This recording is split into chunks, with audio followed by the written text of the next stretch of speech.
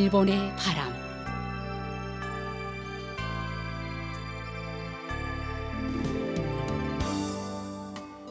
청취자 여러분 안녕하십니까? 일본 정부가 전해드리고 있는 방송 일본의 바람입니다.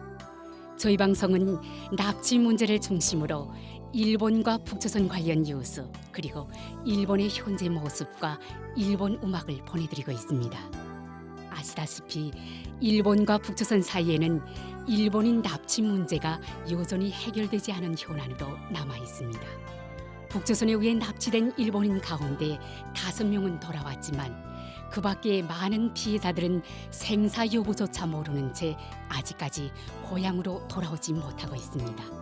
일본 정부는 북조선 측에 모든 피해자들의 안전을 확보하고 그들을 즉각 귀국시킬 것을 강력히 요구하고 있습니다. 일본과 북조선은 이웃에 있음에도 불구하고 아직까지 공식적으로 외교 관계를 맺지 못하고 있습니다. 일본 정부는 불행했던 과거를 청산하고 납치 문제를 비롯한 여러 현안들을 해결해 국교 정상화를 실현시킬 방침입니다. 그래서 저희 방송에서는 일본과 북조선 사이에 가로놓여 있는 가장 중요한 과제인 일본인 납치 문제를 중심으로 다루고 있습니다. 그럼 오늘도 마지막까지 함께 해주시기 바랍니다. 먼저 일본의 바람 뉴스입니다. 6월 27일 일본, 미국, 오스트랄리아, 한국 정부 및 유럽 동맹의 공동 개최로 납치 문제에 관한 화상 유엔 토론회가 개최되었습니다. 이 토론회는 유엔의 특별 행사로서 유엔 가맹 나라의 대표부의 참가를 얻어 개최된 것입니다.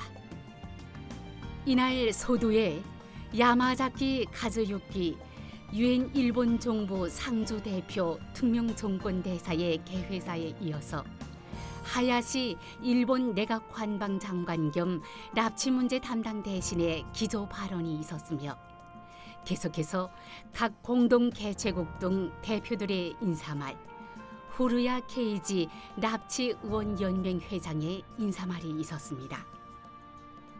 또한 납치 피해자 등의 가족들이 직접 자신의 목소리로 호소하고 그 후에 실시된 전문가 토의에서는 북조선을 둘러싼 국제 정세 전문가들에 의한 활발한 논의가 이루어졌습니다.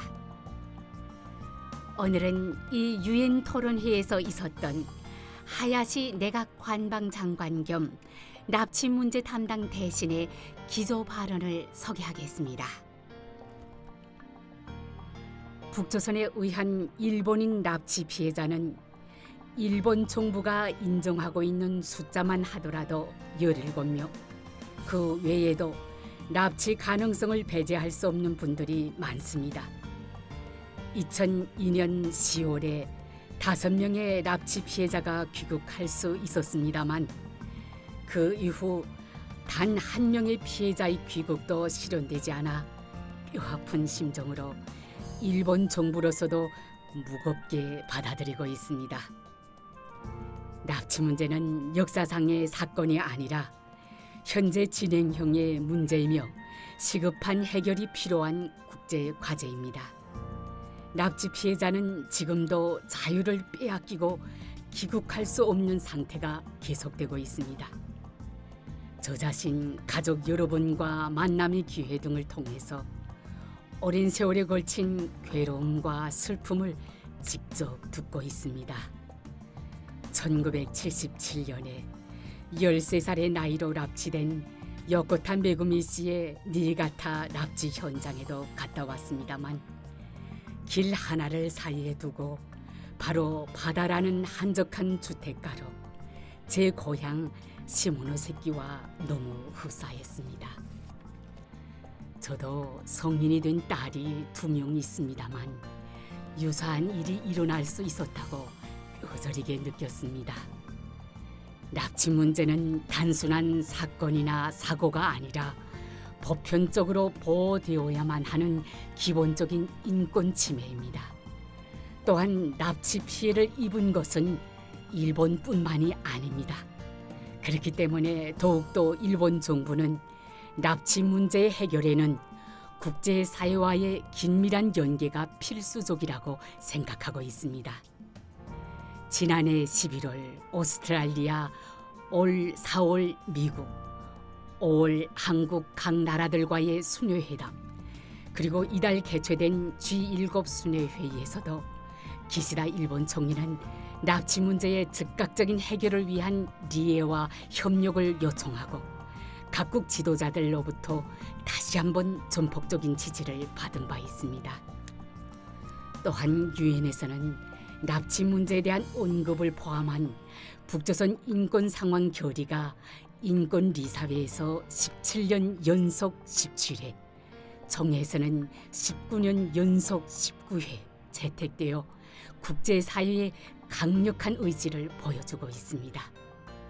이 자리를 빌어 국제사회 여러분의 리해와 협력에 감사드립니다.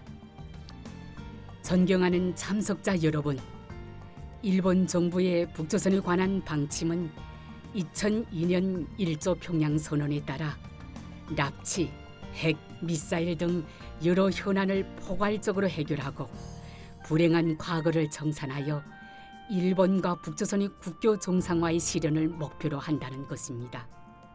그 중에서도 특히 납치 피해자분들 그리고 가족 여러분들께서 고령이 되어가고 있는 가운데 시간적 제약이 있는 이 납치 문제는 한시도 소홀히 할 수 없는 인도적 문제라고 생각하고 있습니다.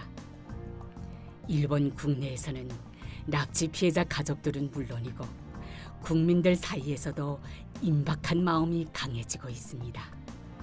일조 간의 결실 있는 관계를 수립하는 것은 일본과 북조선 쌍방의利益에 일치하는 것과 동시에 지역의 평화와 안정에 크게 기여합니다.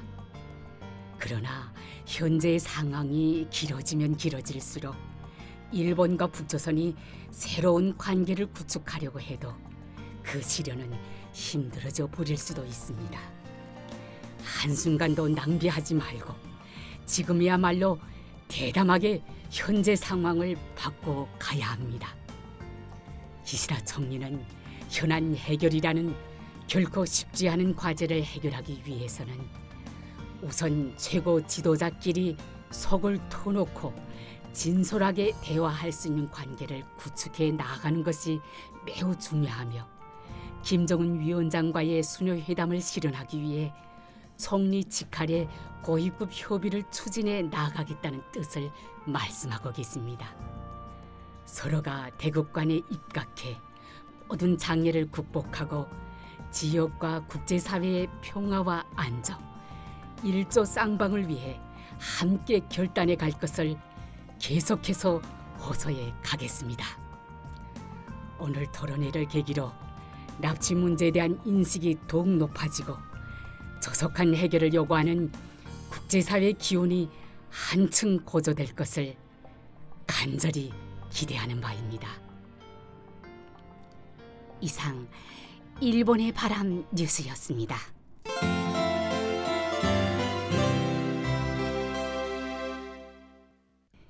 이어서 일본에 살고 있는 북조선 출신인의 일본 문화 소개 코너를 보내드립니다. 오늘은 원고 작성자가 부득이한 사정으로 출연하지 못하니 제가 대신 읽어드리겠습니다. 북조선의 청취자 여러분, 안녕하십니까? 무더위가 계속되는 7월, 북조선의 청취자 여러분들은 무더위에 어떤 방식으로 이겨내고 계십니까? 일본에서는 낮 시간이 길고 더운 6월부터 전국 각지에서 무더위를 날려보내는 맥주 축제가 진행되고 있습니다. 오늘의 일본 문화 소개 코너에서는 일본의 음주 문화와 맥주 축제에 대해 저희 체험과 함께 소개해 드리려고 합니다.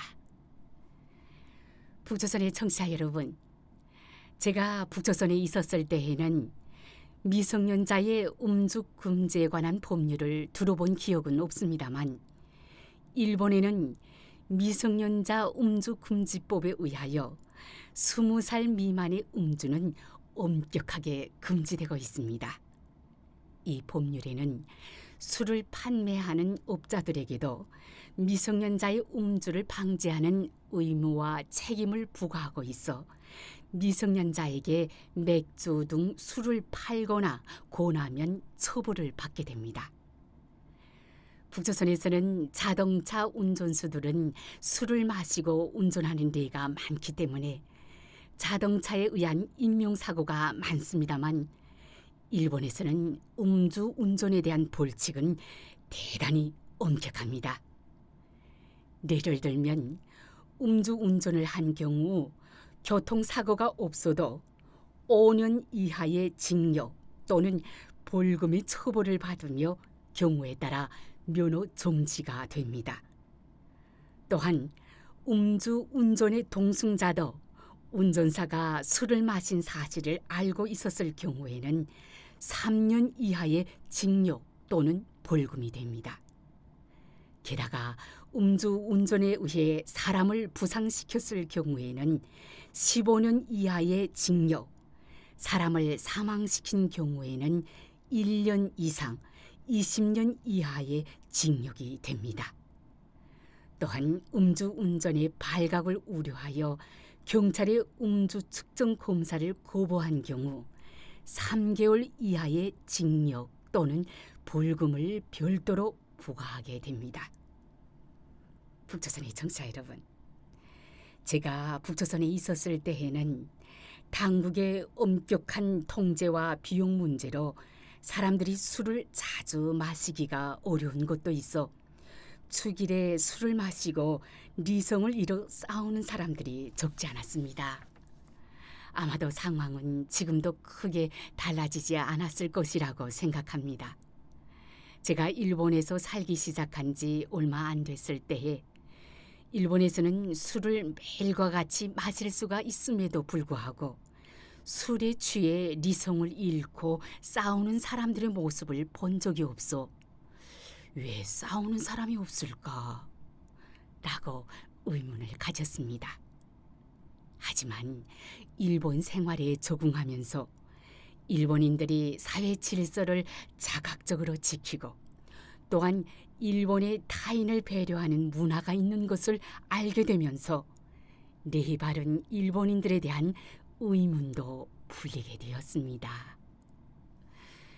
북조선의 청취자 여러분, 일본을 대표하는 맥주 회사에는 기린, 아사히, 사포로, 산토리 등이 있고 어느 회사도 오랜 역사와 전통을 가지고 있으며 세계적으로도 널리 알려져 있습니다.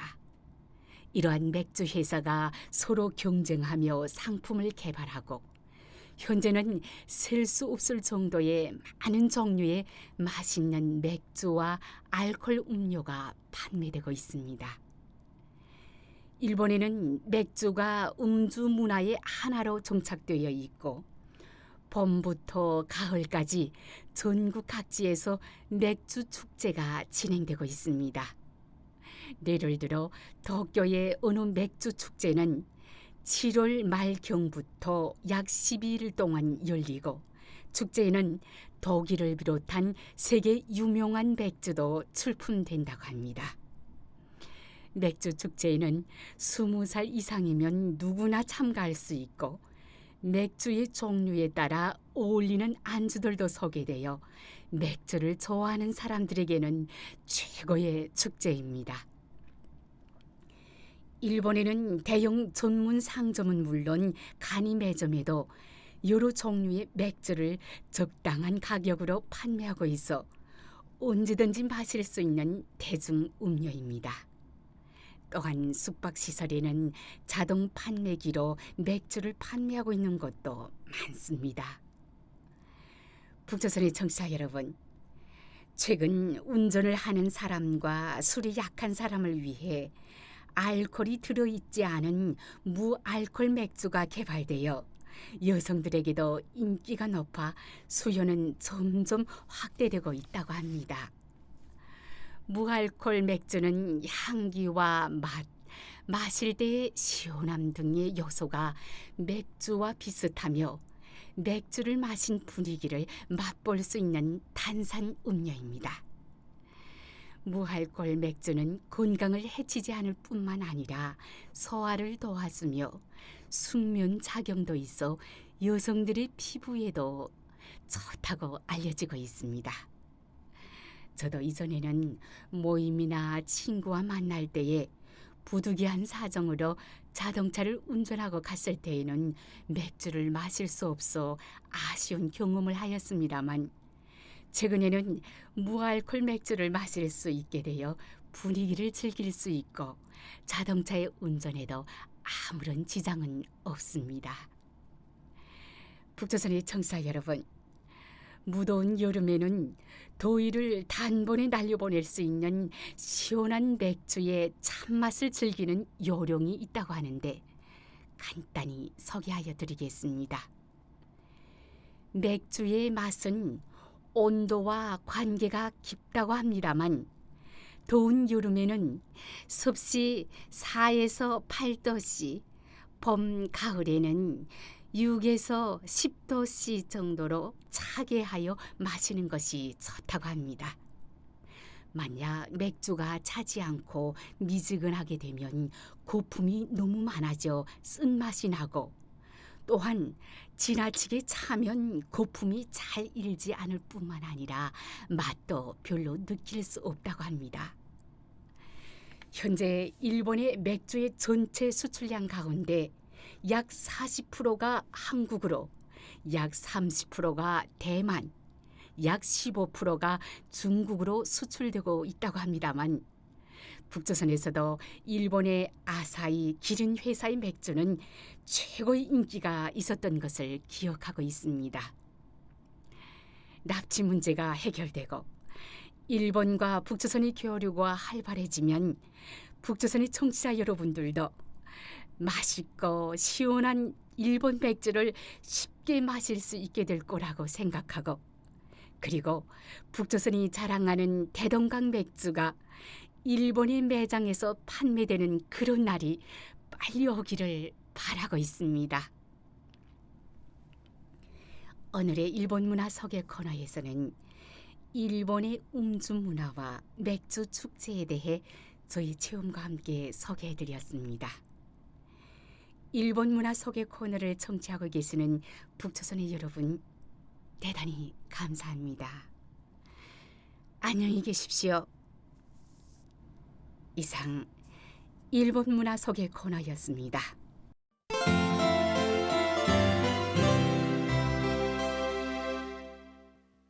다음은 뉴스 해설입니다.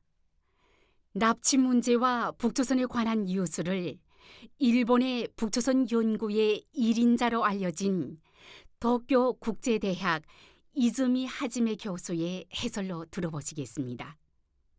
그럼 교수님 부탁드리겠습니다. 북조선에서는 6월 28일부터 7월 1일까지 제8기 제10자 조선노동당 중앙위원회 정원회의 학대회의라는 것은 개최되었습니다. 해마다 연말과 6월 달에 중앙위원회 정원회의를 좀 개최하는 것은 완전히 제도화되었다고 그렇게 볼 수 있는 것 같습니다. 연말의 정원회의에서는 다음 회에 국가 활동 방향 그리고 과제라는 것은 좀 토론 결정하고, 6월 달에 정원회에서는 상반년도에 활동 실태 정화를 좀 하면서 하반년도에 좀 과제라는 것을 좀 만들고 좀 결정하는 그런 형식이 완전히 전작으로 좀 됐다고 말할 수 있습니다. 이번 6월 정원회의에서는 정원회의에 좀 집행부 좀 김정은 전 비서에 대해 사회를 좀 의임을 좀 했었습니다. 그러니까 당 중심으로 하고 있다라는 인상이 우리에게 좋다고 말할 수 있습니다만은 김정은 씨는 사회뿐만 아니라 중요한 의제에 관해서는 보고도 하고 결론도 말했었습니다. 근데 뭐 이전에와 같이 보고 그리고 결론에 관해서는 전문한 것은 좀 공표를 좀 하지 않고 되었기 때문에 우리가 밖에서 볼 때는 북조선이 어떻게 생각하는가라는 것에 대해 분명히 알아들 수 없는 것도 많은데, 그렇지만은 그 가운데서도 이번에 경제 상황에 관해서는 김정은 씨는 어느 정도까지 구체적으로 말했고, 상반년도에 좀 경제가 좀 좋아졌다고 그런 평가를 좀 했었다고 말할 수 있습니다. 그렇지만은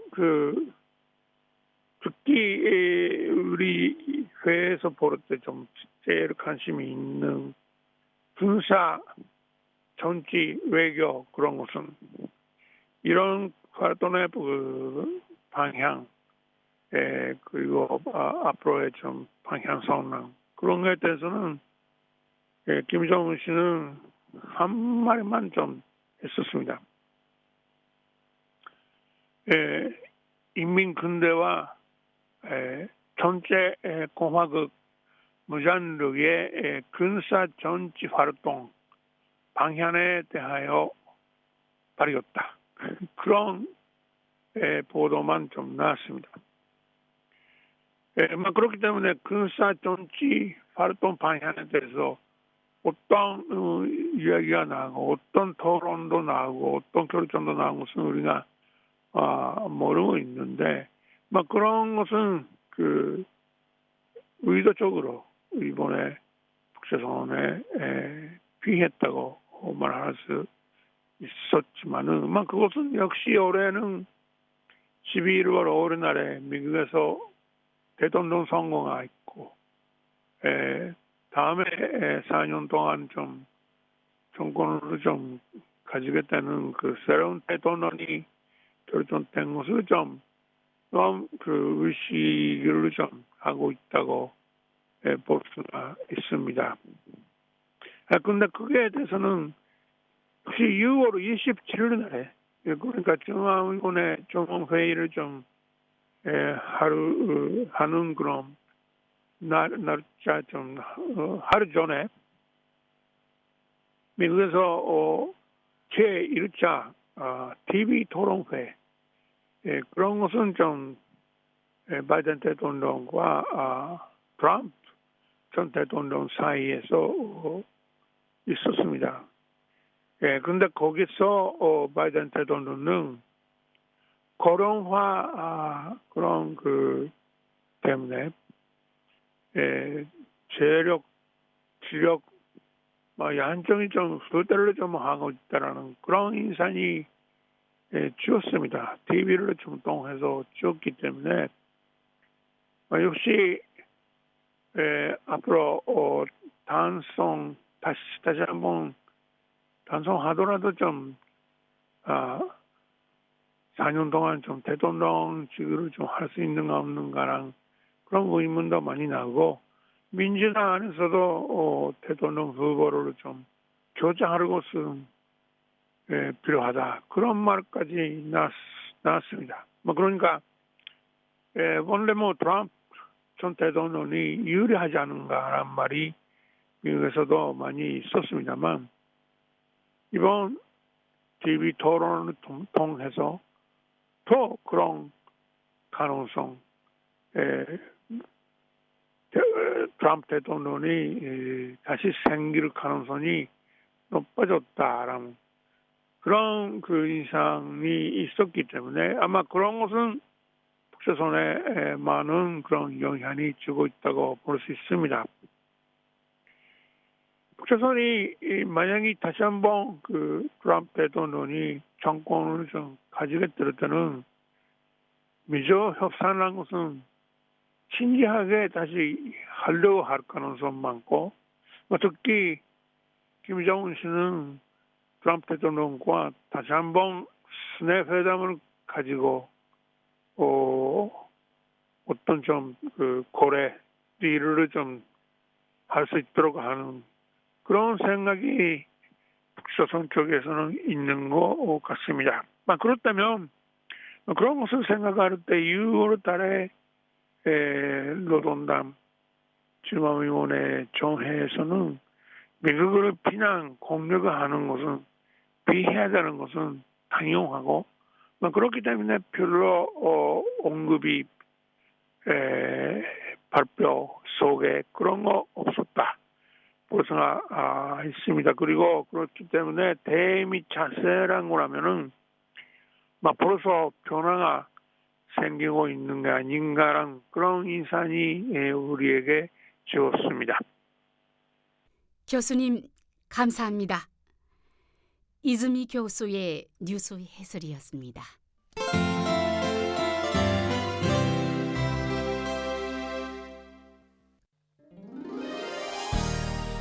이 방송 일본의 바람은 북조선에 의해 납치되어 지금도 여전히 북조선에 옥류되어 있는 일본인들에 대해 알리고 일본에 대한 이해를 높이고자 일본 정부가 제공하는 방송입니다. 납치 문제 해결은 일본 정부에게 있어 한시라도 빨리 해결해야 할 최우선 과제입니다. 일본 정부는 북조선에 의해 납치된 피해자분들의 안전을 확보해 한시라도 빨리 돌아오게 하는 것이 무엇보다 중요하다고 생각하고 있습니다. 현재 일본 정부는 다음 12명을 북조선에 납치당한 채 지금도 여전히 옥류돼 있는 납치 피해자로 인정하고 있습니다.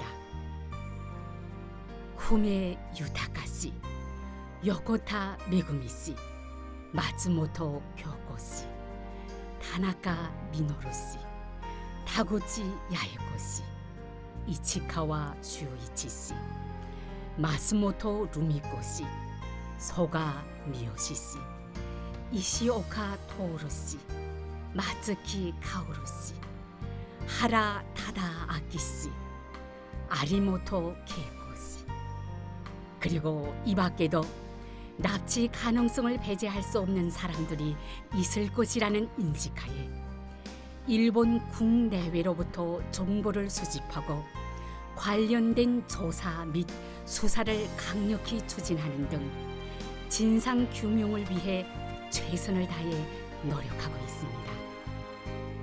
일본 정부는 북조선에 대해 어떤 상황에서도 모든 납치 피해자들의 안전을 확보하고 그들을 하루빨리 돌려보내줄 것을 강력히 촉구하고 있습니다.